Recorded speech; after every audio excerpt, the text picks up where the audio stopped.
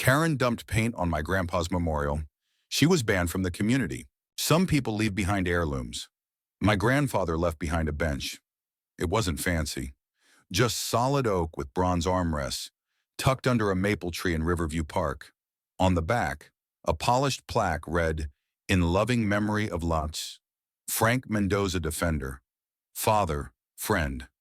He passed in 2020 from a heart condition worsened by decades of battlefield stress, a man who served in both Vietnam and Desert Storm, who always made time for neighborhood kids, even when the world had been cruel to him. He used to say, "You don't need a statue to be remembered, just a place for someone to sit and breathe." So we gave him that place. We raised the funds. We got it approved by the city. It became a quiet cornerstone of the park, the kind of place where moms fed babies, joggers tied shoes, and veterans paused to remember. Then Karen moved in. Her real name was Deborah, but she told everyone to call her Karen like the meme, but proud. No one asked for her self-appointment, but suddenly she was the president of the Friends of Riverview Neighborhood Preservation Committee, which wasn't a real thing. She claimed to represent traditional aesthetics and carried herself like a commander without a rank. And her mission, apparently, was to wage war on non-conforming park features, including my grandfather's bench. I first saw her hovering near it on a Tuesday morning, clipboard in hand, tapping the plaque with a pen like it owed her something. I stepped off the path. "Is there a problem?" She turned, fake smiling, just documenting unapproved structures.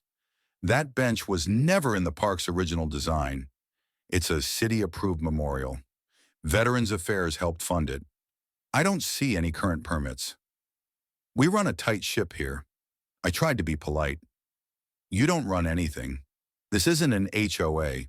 This is a public park. Well, she said, lowering her sunglasses, that's about to change. 3 days later, I found it. Red paint, thick, glossy, still wet. It was poured across the bench like a bucket of rage.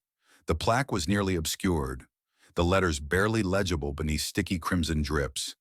The surrounding grass was splattered, and small handprints, children's handprints, were stained red, where kids had unknowingly touched the mess, and taped to the bench.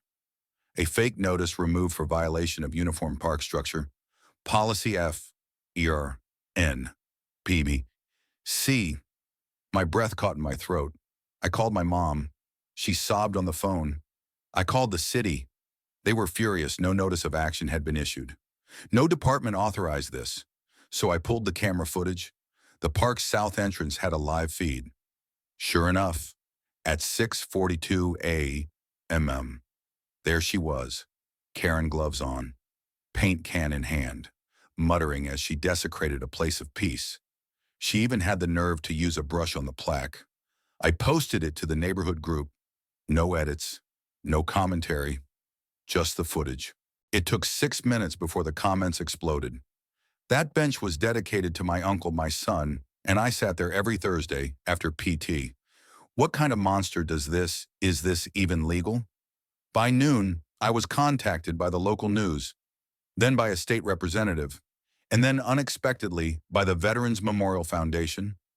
Karen had crossed a line that many before her had only tiptoed near. She didn't just deface property, she desecrated a memory. Turns out, this wasn't her first act of aesthetic cleansing. She'd already filed fake complaints about murals at the elementary school, pressured the city to ban an LGBTQ garden marker near the library. She even tried to have the community Little Free Library removed for violating line-of-sight landscaping. But she had no authority, no title, just volume. And this time, she'd screamed a little too loud. With the video in hand, I compiled a report. Every false document, every bogus notice, testimonies from families who'd received citations taped to their fences. I met with the city attorney, I met with the Parks Department, and I spoke trembling, heart pounding at the next city council meeting. I read from my grandfather's letters. I showed the damage. I quoted Karen's own threats, sent in messages she thought would remain private. The room was silent. Then one of the councilwomen stood. I move to authorize permanent restriction of public community authority to Ms. Deborah Langley, effective immediately. Unanimous vote.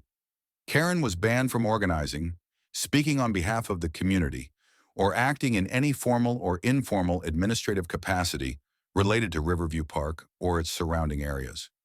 A city maintenance team cleaned the bench within 24 hours.